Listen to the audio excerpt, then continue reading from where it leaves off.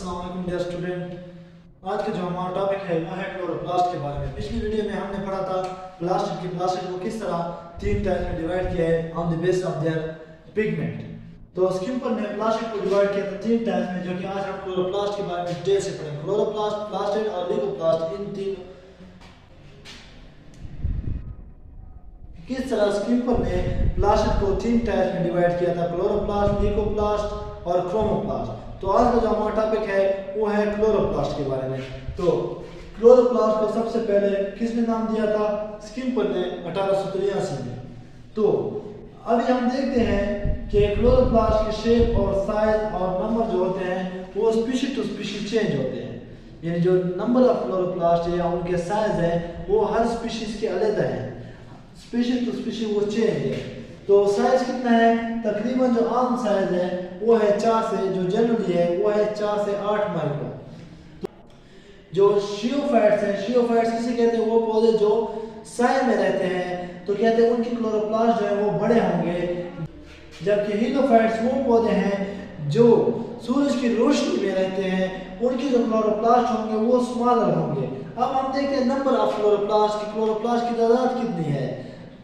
तो number of chloroplast देखिए, single chloroplast जो है ये कहते हैं एल्गी में मौजूद होता है, जिसकी एग्जांपल दी हुई है ओलोथ्रेक्स, क्लोरेला और क्लाइमोडोमोनास।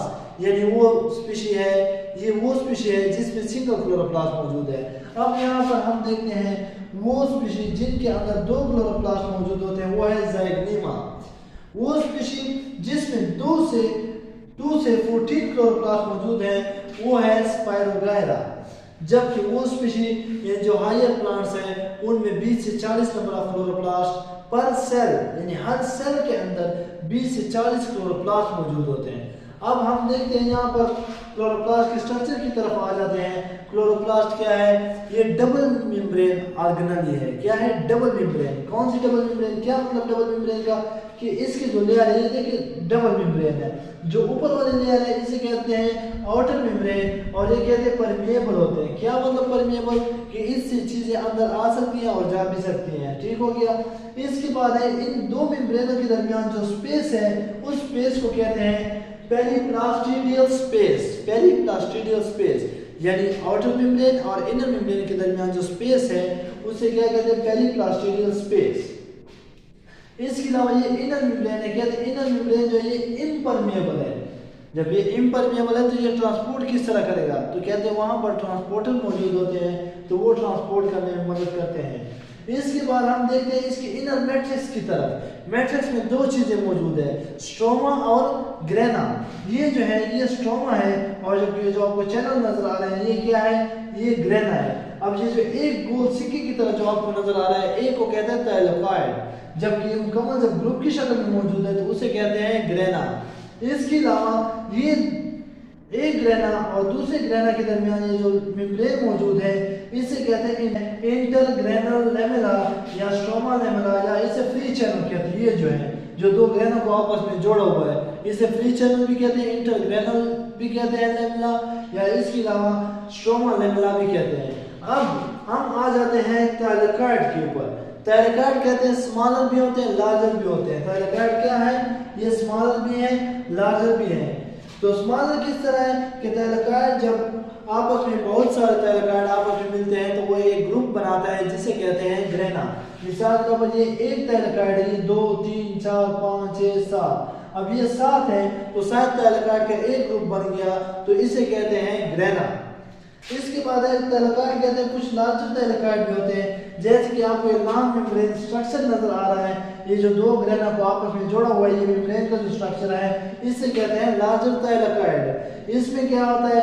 इसको कहते हैं लार्जर थाइलाकॉइड को, जो लार्जर थाइलाकॉइड यहाँ पर मौजूद है इसको नाम दिया हुआ है इंटरग्रेनल लेमेला या स्ट्रोमा लेमेला या फ्री चैनल।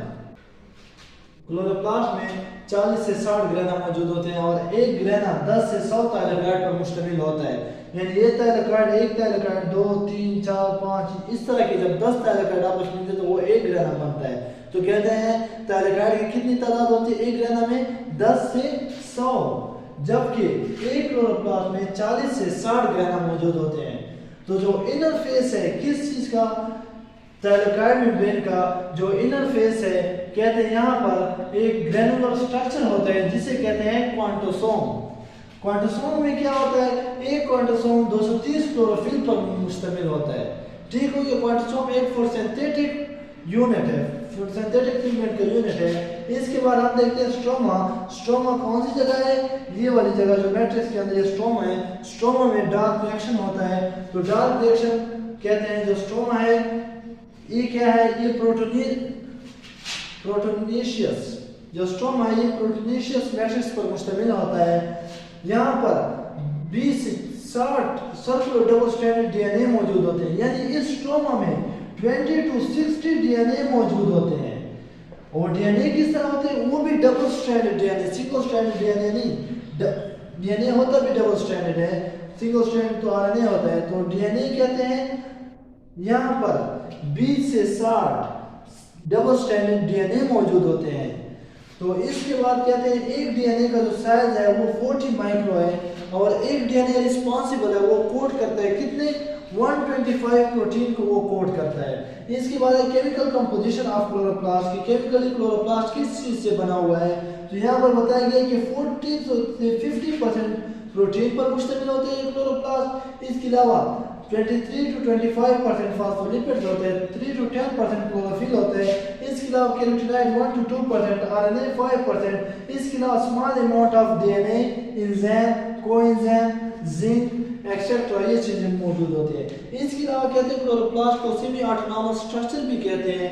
क्यों कहते हैं, क्योंकि इसके अंदर डीएनए भी मौजूद है, यानी ये रेप्लिकेशन कर सकता है। इसके अलावा डीएनए पॉलीमरेज एंजाइम भी मौजूद है जो कि रेप्लिकेशन में मदद करते हैं। आरएनए पॉलीमरेज एंजाइम भी मौजूद है। इसके अलावा दूसरे जो इसमें राइबोसोम होता है वो 70S का होता है। राइबोसोम 70S का क्या मतलब कि प्रोकैरियोटिक का राइबोसोम भी 70S का होता है, जबकि क्लोरोप्लास्ट का जो राइबोसोम है वो भी 70S पर मुश्तमिल होता है। इसके अलावा क्लोरोप्लास्ट के अंदर फोटोसिंथेटिक पिगमेंट होते हैं, क्लोरोफिल कौन कौन से क्लोरोफिल ए, बी, कैरोटीनॉइड्स, ये कौन सी जगह पर मौजूद होते हैं, ये यहाँ पर थाइलेकॉइड की मेम्ब्रेन के अंदर यहाँ पर क्लोरोफिल मौजूद होते हैं। कहते हैं जब बहुत सारे क्लोरोफिल एक ही जगह पर मौजूद हो तो वो फोटोसिस्टम कहलाता है। ठीक हो गया। तो ये था मुकम्मल डिटेल क्लोरोप्लास्ट के बारे में। तब तक के लिए अस्सलाम वालेकुम।